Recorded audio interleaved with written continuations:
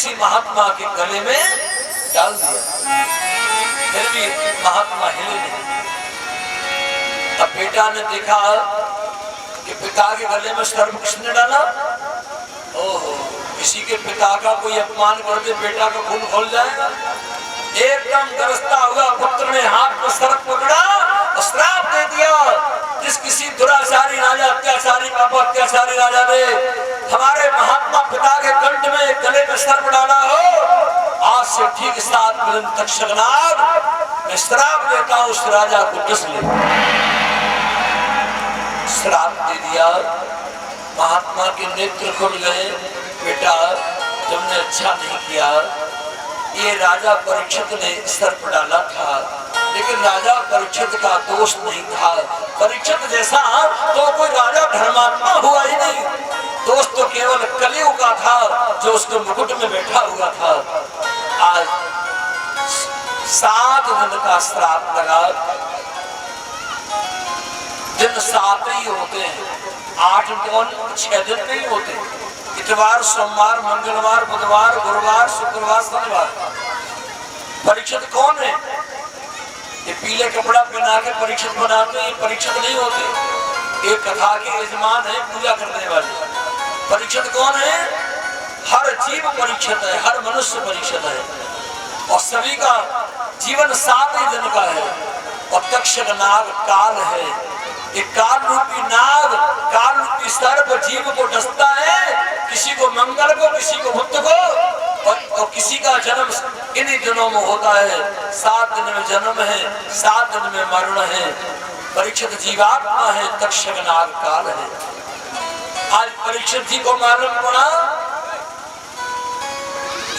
मुकुट उतार के रखा, होश आ गया। हे ब्रह्मा विधाता, आज मुझे कोई श्राप दे दे तो मेरा उद्धार हो जाएगा, अन्यथा होने वाला नहीं है।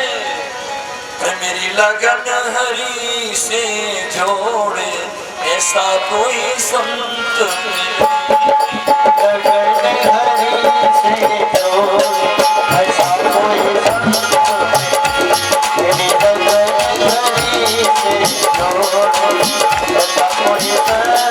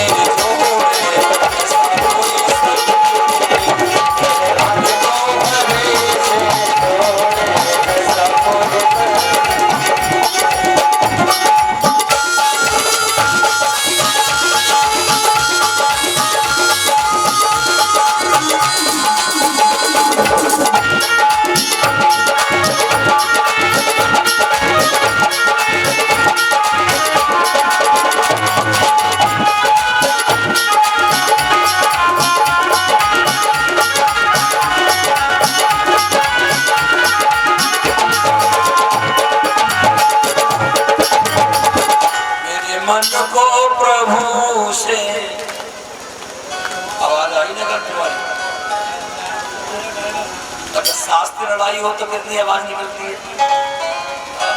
इसे भैया मेरे मन को प्रभु से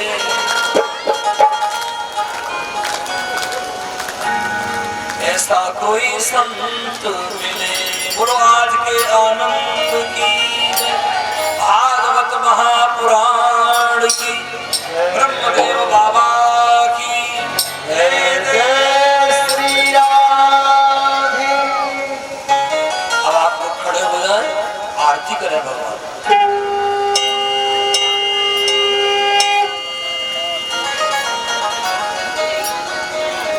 तुम्हारा बेटा कहाँ नारायण? आजा बेटा नारायण आरती कर। आइए और अपनी मम्मी को लेके आओ आगे। आप लोग आगे ना बढ़े, आप लोग वहीं खड़े रहे। कथा का समय 1 बजे से 5 बजे तक है, पर आज 6 बज गए हैं और कल हो सकता है और भी बज जाए, लेकिन आप लोग टाइम से आए और थोड़ा शांति सभ्यता का परिचय दें, ठीक है? ये विषय ध्यान रखें।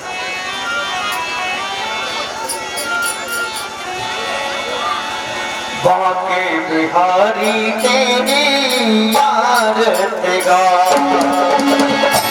बाके बिहारी तेरी आरती गा,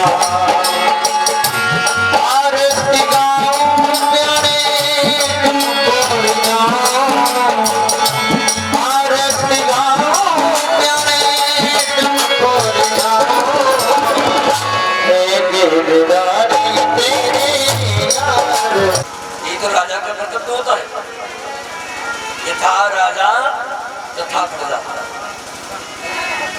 परीक्षित महाराज जब बाहर वन की ओर जा रहे तो क्या देखा? एक सुंदर कुआं है। भाई लोग सुनना बड़े प्रेम से, आप लोग बहुत अच्छे हो। 1 बजे से बैठे हुए हैं आप, कोई हिल के नहीं गया, बढ़िया। अब शुरुआत है, थोड़ी मान मर्यादा होती है पंडाल में, सभ्यता, संस्कार, सेवा, तो कथा व्यास का मन लगता है और आप लोगों को सुनने में भी अच्छा लगता है। ये 7 दिन मिलते हैं और वो भी हम इधर उधर की बातों में निकाल देंगे तो कथा सुनने को क्या मिलेगा? ये काम आज बताया, बोले कल करेंगे, अब कल फिर दूसरे चक्कर में लगते हैं, तब तक 3 दिन चलेंगे तुम्हारे, ठीक है? और कल में परसों कथा सुनने आएंगे, अभी तो 4 दिन बाकी है। 4 दिन का बाकी तो है, पर जो आनंद आपको अभी मिल रहा है वो आनंद परसों नहीं मिलेगा, उसका आनंद अलग होगा। एक घड़ी आधी घड़ी आदि में पुण्याद, तुलसी संगत साध की हरहि कोट अपराध। कोट अपराध नष्ट होते हैं। तो देखो समय होता किसी पे नहीं है, समय निकाला जाता है। जिंदगी है जब तक फुर्सत न होगी काम से, और कुछ समय ऐसा निकालो प्रेम कर लो राम से। कथा सुनने के लिए समय नहीं होता। और यमराज के दूत जब लेने आते हैं ना, तो उस समय कोई बहाना तुम्हारा नहीं चलेगा। आप कहना कि 1 लाख रुपए ले ले, छोड़ जाओ, मुश्किल है।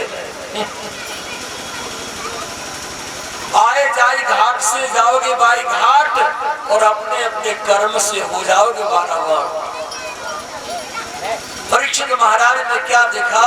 एक गहरा कुआं है, कुआं से इतना पानी निकलता है वो 4 कुआं को भर देता है। अब इसका अर्थ समझना। और 4 कुआं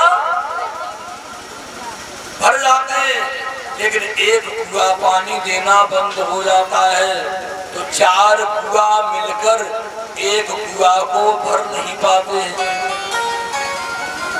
इसका अर्थ है एक कुआं पिता है, बाप, 4 उसके पुत्र हैं। एक पिता 4 पुत्र को पाल करके सर्विस लगा के शादी कर देता है, लेकिन बुढ़ापे में जब एक पिता पर बुढ़ापा आता है, पिता कमाने धनाने का होता नहीं, खर्चा बढ़ जाता, बीमार, रोग, दवाइयाँ, घर वाले भी कहते हैं मट्टी समेट जा, ठीक है। और अब तो मातारी बाप के भी हिस्सा बांट होने लगे हैं। घर संपत्ति में से होते सो तो होते हैं, मकान दुकान घर में से, मम्मी इधर पिताजी इधर, देखो मरना तो पड़ता ही है, रगड़ रगड़ के मरो वो जिंदगी बेकार है। गाँव में गाली दे जिंदगी बेकार, लड़का उल्टा सीधा बोले जिंदगी बेकार। इसलिए भगवान का भजन करो, यही सार है और सब कुछ आसार है। सड़ सड़ के मरने से, घुटने से मरने जिंदगी बेकार। घाव हो जाते हैं शरीर में, मक्खी उड़ाए से उड़ती नहीं, तो घर वाले कहते हैं भैया उद्धार हो जाए, ठीक है। लेकिन ऐसे उद्धार कहाँ होता है? उद्धार तो वो है एक क्षण में ही खेल खत्म। दद्दा अच्छे बोले हुक्का पी रहे तो सवेरे मालूम पड़ा गए, ये सबसे बड़ा कल्याण है। हाँ, और एक गाय बछिया से ब्याह गई, गाय बछिया से ब्याही, पर गाय अपना दूध बछिया को नहीं पिला रही है, उल्टा बछिया का दूध गाय पी रही है। इसका अर्थ ये है गाय माँ है और बछिया उसकी बिटिया है। जब मैया पर बुढ़ापा आ जाता है, अंधी धुंधी मैया हो जाती है, रोटी बना नहीं पाती और आंखें देख नहीं पाती, लड़का गाजियाबाद नोएडा गुजरात बहू को लेके चले जाते हैं, अंधी धुंधी माँ भूखो रहती है, तो वह बुढ़ापे में लड़का रोटी देते नहीं, तो वह बूढ़ी मैया अपनी बिटिया के घर जा करके जिंदगी गुजारती है। और आज भी हमारे गांव में, समाज में कुछ बड़ी बूढ़ी मैया अपनी बेटियों के घर जीवन गुजार रही है। पहले के लोग बेटी के घर का पानी नहीं पीते थे, बेटी के गांव का जल नहीं। इसमें हमारे गांव की बेटी दी है, हमने नाम किया हमने उसका, तो बेटी का घर का जल नहीं। खाने की बात छोड़िए, और आजकल तो खाना खा रहे हैं ठीक है, लेकिन बेटी का सोना भी खा जाते हैं, चांदी भी खा जाते हैं, बेटी का सब कुछ। नरक से नरक महानरक मिलेगा, उस दिन की याद करना जब मरने का समय होगा। अभी तो जवानी का जोश है तो होश है ही नहीं तुझे, लेकिन जब अंत समय आएगा तो देखना क्या होता है। पाप का घड़ा जब भर जाता है तो फूट जाता है, और एक धागा पतला है और पतले से धागे पर एक पहाड़ लटक रहा है। धागा पतला है, पहाड़ भारी है। धागा है धर्म, धागा धर्म है और पहाड़ अधर्म है। संसार में भागवत तो होगी, धर्म तो होगा, पर धर्म धागे के समान रह जाएगा और पाप अधर्म पहाड़ की तरह बढ़ता चला जाएगा। लोग गंदी बात को बड़ी जल्दी कैच करेगा बच्चा, लेकिन रामायण की चौपाई को कैच नहीं करते। आज कथा समझ में क्यों नहीं आती लोगों की मालूम है?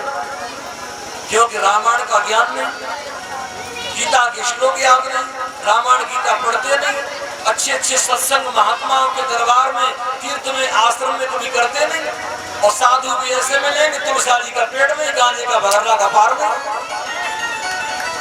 तो ज्ञान आएगा, विद्या बुद्धि कहाँ से हो? अब पहले मांस खाते थे, गीत पक्षी गीत, आज वो गीत दिखाई देते नहीं है, क्योंकि उनका भोजन दूसरों ने छीन लिया। हमारे समाज में बड़े बड़े गीत पैदा हो गए। इस कलकार कलयुग में, घोर कलयुग जब आएगा, भगवान का अवतार होगा। पूजा करने में मन तुम्हारा नहीं लगता और टीवी देखने में बड़ा अच्छा मन लगता है, और मोबाइल को तो छोड़ना कोई चाहता ही नहीं है। सब मोबाइल चला भैया, ये नेट का सारी रात तुम मोबाइल में लगे रहोगे तो सवेरे फिर ब्रह्म मुहूर्त में उठोगे, सूर्य निकल आएंगे तब मम्मी तुम्हारी चाय लेके जाए तब जगोगे। यही घटना हो रही है हमारे समाज में। नए नए बच्चे जवान मर रहे हैं एक्सीडेंट, कार से, गाड़ियों से। शराब के नशे में अत्याचार हो रहा है, इसलिए अधर्म हो रहा है। कथा भागवत सुनने वाला कोई नहीं है, जहाँ सुनाने वाला समझने वाला नहीं, और जहाँ समझने वाला और सुनाने वाला नहीं। धर्म अधर्म की ओर जा रहा है, धर्म होगा पर बदले पतले धागे के समान होगा और पाप बोले पहाड़ के समान बढ़ता चला जाएगा। आगे से सुंदर एक बैल है और उस बैल के 3 चरण कटे हुए पड़े हैं। काला काला पुरुष डंडा से पीट रहा है। धरती रूपा गाय है, पृथ्वी रूपा गाय है, धर्म रूपी बैल है सुमंत जी महाराज। और धर्म के 4 चरण होते हैं, सत्य, शौच, दया और दान। ये सत्य तो खत्म हो गया, झूठ ही लेना, झूठ ही देना, झूठ ही भोजन, झूठ से बहना, सत्य का चरण विराम हो गया और पवित्रता समाज से चली गई। पहले के माता बहनें बड़ी बूढ़ी बैठी है, चौका में अच्छे वस्त्र पहन के साफ सफाई से खाना बनाती और मकान में मार्बल पत्थर नहीं था, मैंने भी आंखों से देखा है। पोता मिट्टी से पोतती, बाकी सुगंध इतनी बढ़िया लगती, इसका जवाब नहीं।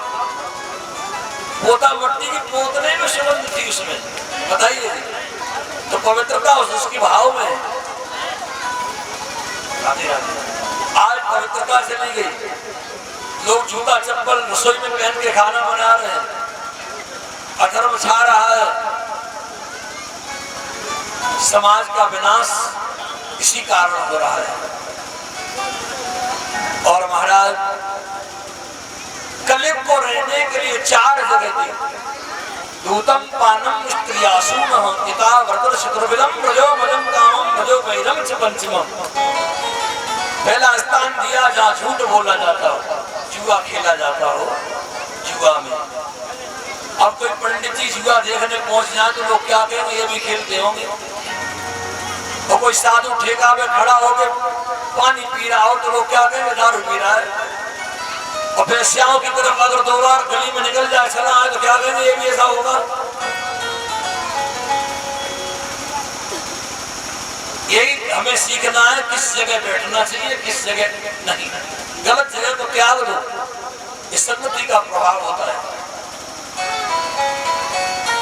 और कहा ये तो सब स्थान अवित्र है महाराज। जुआ और मदरा और वेश्या 4था स्थान। बोले जुआ में, मदरा में, वेश्या में और हिंसा। और सुंदर स्थान बता दिया, जाओ तुम्हारा वास सोने में होगा। तो परीक्षित राजा के मस्तक पर सोने का मुकुट है। आगे बढ़े तो मुकुट पर कलयुग बैठ गया और सभी ऋषि महात्मा का अपमान कर दिया। ध्यानावस्थरत जगतेन मनसा पश्यन्ते मयोगिनो। योगी जन जब ध्यान करते हैं तो समय का, उम्र का ध्यान नहीं रहता। महात्मा समय संध्या वंदन कर रहे हैं, ध्यान वो होता है जो बाहर की आवाज कान में न जाए। आजकल ध्यान ऐसा होता है कि माला हाथ में घूम रही है और मोबाइल पर बात चल रही है। ये ध्यान नहीं होता, ये दिखावा होता है। और महात्मा के तो कान में आवाज ही नहीं गई। परीक्षित क्या कह रहे हैं? तो महात्मा को जगाने के लिए, समाधि हिलाने के लिए राजा परीक्षित ने मरा हुआ सर्प, राजा परीक्षित ने सर्प सभी